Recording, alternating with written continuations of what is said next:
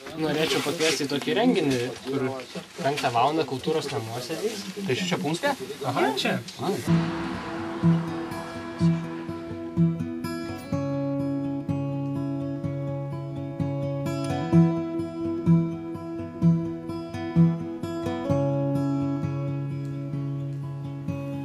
Dievas pavargo, Dievas išėjo, laukais braidyt, varnų vaikyt, ar girdi jo dainas iš toli. Jis bastosi į gatvę, mus stebi šešėlį, ne tam, kad nuteist, ne tam, kad pakeist, ar jauti žvilgsnį savo širdį. Atleiskit, bet Dievas šiandien jūsų negirdi. Jis kamuolį spardo su būriu vaikų. Jis pavargo mus dangiškais migdolais maitinti, juk viešpačiu būti be galo sunku.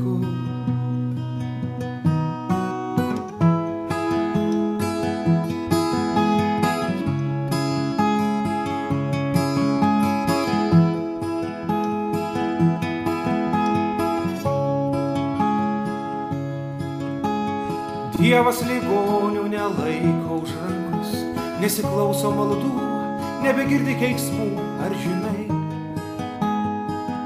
jis to klausys per ilgai. Jis parko piega. Ar verta žudytis dėl berniuko, kuris tave paliko? Ar pačiam kada kyla noras nusižudyti? Ką daryti, kai žmogus kalba apie savižudybę, bet jis mano, kad niekas jam nepadės, netiki, kad galima kažką pakeisti jo gyvenime? Ar verta kaltinti tėvus, kai kažko neleidžia? Ir žmogus, kuris gąsdina, kad nusižudys, ar jis tai padarys? Ar eutanazija yra savotiška savižudybė? Ką daryti, kai asmuo neprisileidžia, jog jam būtų suteikta pagalba, nenori priimti pagalbos, pyksta, imasi agresijos?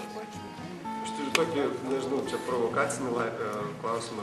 Koks jūsų išsilavinimas? Dievas išėjo, laukais braidyt, varnų vaikyt. Ačiū labai dar kartą.